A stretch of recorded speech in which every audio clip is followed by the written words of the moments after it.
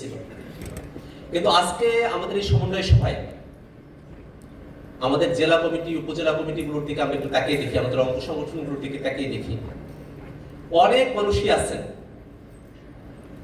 যাদের দাড়ি পেকে গেছে। এই জাতীয় নাগরিক পার্টি এনসিপি তরুণদের হাত ধরে তৈরি হওয়া একটা দল, কিন্তু শুধু তরুণ বয়সের মধ্যে সীমাবদ্ধ কোনো দল নয়, এটা তারুণ্যে ভরপুর দল। এই দলে যে মানুষটা 60 বছর বয়সের, 70 বছর বয়সের যে মানুষ এই দলে যুক্ত হয়েছেন, তিনিও তরুণ, মনের দিক দিয়ে তরুণ। এবং এই কারণেই খুব সম্ভবত আমাদের জাতীয় কবি কাজী নজরুল ইসলাম বলেছিলেন, অনেক বৃদ্ধকেই দেখিয়াছি যাহাদের পার্থক্যের জীর্ণা বরণের তলে মেঘলুপ্ত সূর্যের মতো প্রদীপ্ত যৌবন। আমাদের এই তরুণরা যারা বয়সে তরুণ, মনের দিক দিয়ে যারা তরুণ আছেন, তাদেরকে আমরা অভিবাদন জানাতে চাই। আপনারা এই দলে যুক্ত হয়েছেন, আপনাদের থেকে বয়সে ছোট তরুণদের উপর আপনারা ভরসা করেছেন। বাংলাদেশের মানুষেরা, নানা বয়সী মানুষেরা, একেবারে জেনজি থেকে শুরু করে নিয়ে ওল্ড জেনারেশন, আপনি যাই বলেন, সকলের যে একটা পার্টিতে পরিণত হয়েছে জাতীয় নাগরিক পার্টি, এটা আমাদেরকে আশাবাদী করে তুলছে। এবং এই কারণে জাতীয় নাগরিক পার্টি সামনের দিনে যাতে ভালো করতে না পারে, নানা ধরনের ষড়যন্ত্র জাতীয় নাগরিক পার্টিকে নিয়ে।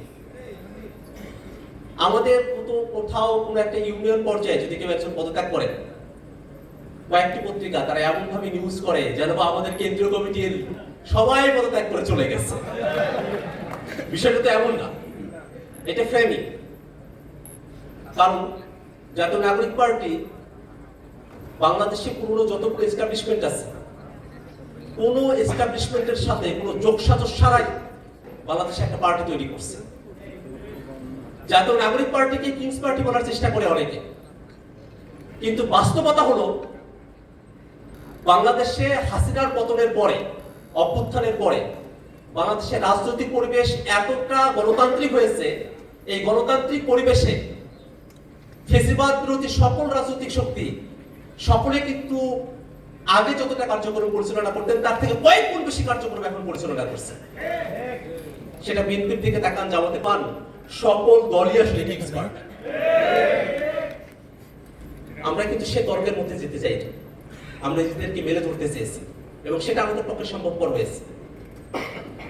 আমরা বাংলাদেশে একটা মধ্যমপন্থী রাজনীতির কথা বলেছি, কারণ আমরা বিশ্বাস করি যে বাংলাদেশের স্বাধীনতা, সার্বভৌমত্বকে যদি রক্ষা করতে হয়, এদেশের মানুষের নিরাপত্তাকে যদি রক্ষা করতে হয় এবং সকলের নাগরিক অধিকারগুলোকে যদি বুঝিয়ে দিতে হয়, তাহলে মধ্যমপন্থী রাজনীতি চর্চার বিকল্প নাই। আমরা বাংলাদেশে এমন একটা পরিবেশ দেখতে চাই, নানা ধর্মের মানুষ, নানা সম্প্রদায়ের মানুষ, নানা মতের মানুষ, নানা ফেরকার মানুষ, নানা মাযহাবের মানুষ, এই বাংলাদেশে তারা তাদের প্রত্যেকের মতামত নিয়ে, তাদের প্রত্যেকের অধিকার নিয়ে বাংলাদেশে বসবাস করবে এবং তাদের মতামতের জন্য অন্য কেউ তাদেরকে কর্নার করে রাখবে না, তাদেরকে বাংলাদেশ থেকে বের করে দেওয়ার কথা বলবে না। এটা আমরা প্রতিষ্ঠা করতে চাই ইনশাআল্লাহ। বাংলাদেশে এখন সব থেকে একটা গুরুত্বপূর্ণ সময় আমরা অবস্থান করছি। স্বাধীনতার অর্ধ শতাব্দী পরে আমরা একটা সুযোগ পেয়েছি বাংলাদেশ রাষ্ট্রটিকে নতুন করে গড়ার। এখন একটা প্রাথমিক মুহূর্ত চলছে বাংলাদেশে এবং তারই একটা রূপায়ণ, একটা মঞ্চায়ন ঐক্যমত্য কমিশনে আমরা দেখি। আমরা ঐক্যমত্য কমিশনে অনেকগুলো মৌলিক প্রস্তাব, যেগুলো পরবর্তীতে নানাবিধভাবে মডিফাই হয়ে এসেছে, সেগুলোর প্রতি আমরা সমর্থন দিয়েছি, যাতে করে প্রস্তাবগুলো বাংলাদেশে সর্বসম্মতিক্রমে গৃহীত হয় এবং এই প্রস্তাবগুলো, এই সংস্কারের আইডিয়াগুলো, সেগুলো যেন আসলেই বাংলাদেশে কার্যকরভাবে বিদ্যমান থাকে। এই কারণে কিন্তু অনেকগুলো প্রস্তাবনা, সেগুলোর মূল প্রস্তাবনার বাইরে এসে আমরা সেগুলোর সঙ্গে একমত হয়েছি। এখন প্রস্তাবনাগুলোকে আইনি একটা ভিত্তি দেওয়ার সময় চলে আসছে এবং আমরা দীর্ঘ সময় ধরে এই কথা বলে এসেছি যে আমরা যে বিষয়গুলোতে একমত হলাম, কমিশন সিদ্ধান্ত জানিয়েছে, সেই বিষয়গুলোতে যেন একটা লিগ্যাল ভিত্তি দেওয়া হয়, কার্যকর করা হয় এবং ভবিষ্যতে কেউ ক্ষমতায় এসে মন চাইলো আর সেগুলোকে পাল্টে দিল, এই ধরনের পরিস্থিতি যেন কেউ আর তৈরি করতে বাংলাদেশে না পারে, সেটার আমরা নিশ্চয়তা চাই। আমরা আশা করি জাতীয় নাগরিক পার্টি এনসিপি সংস্কারের প্রস্তাবনাগুলোর সারা দেশে আমরা কথা বলেছি, জুলাই পদযাত্রায় বলেছি, উঠান বৈঠকগুলো হচ্ছে, আপনারা কথা বলছেন সব জায়গায়, এবং বাংলাদেশের মানুষেরা কিন্তু এই সংস্কার প্রস্তাবনাগুলোর ব্যাপারে তারা কিন্তু তীক্ষ্ণ নজর রেখেছে। অতএব সরকার যেন সেগুলোকে সঠিকভাবে বাস্তবায়ন করে সেই দিকে আমরা সরকারের মনোযোগ আমরা আকৃষ্ট করেছি। একই সাথে সামনে বাংলাদেশে ক্ষমতার পালাবদল হবে। আমরা খুব ভালোভাবে চাই, মনে প্রাণে চাই যে বাংলাদেশে যেন শান্তিপূর্ণভাবে ক্ষমতা হস্তান্তরের সংস্কৃতি সুন্দরভাবে চালু করা সম্ভবপর হয়। কারণ আমাদের প্রধানতম সংকট আমি যা দেখি তা হলো শান্তিপূর্ণভাবে ক্ষমতা হস্তান্তর করতে না পারার সংকট। এটা কেউই করতে চাইতো না। ক্ষমতা এসেছে এবং তারা ভাবতো এসেছি যখন থেকে যাই কেয়ামত, এমনটা তাদের ভাবনা। কিন্তু এই ভাবনায় আমরা বাংলাদেশকে রাখতে চাই না। আমরা চাই যে শান্তিপূর্ণভাবে বাংলাদেশের ক্ষমতা হস্তান্তরের প্রক্রিয়া শুরু হবে।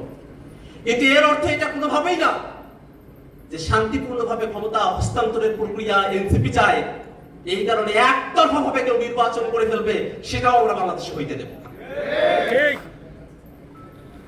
সারা দেশের আমাদের নেতা কর্মীরা আপনারা যারা আছেন, আপনাদের কাছে উদাত্ত আহ্বান থাকবে, সামনে গণপরিষদ নির্বাচন, জাতীয় নির্বাচনের জন্য আমাদেরকে প্রস্তুত হতে হবে। আমরা সার্বক্ষণিক প্রস্তুত থাকবো, যে কোনো পরিস্থিতির জন্য, যে কোনো নির্বাচনের জন্য আমরা প্রস্তুত থাকবো, যাতে করে বাংলাদেশের গণতান্ত্রিক কাঠামোতে জাতীয় নাগরিক পার্টি এনসিপিকে উপেক্ষা করে কোনো সিদ্ধান্ত নেওয়ার সাহস কারো না হয়।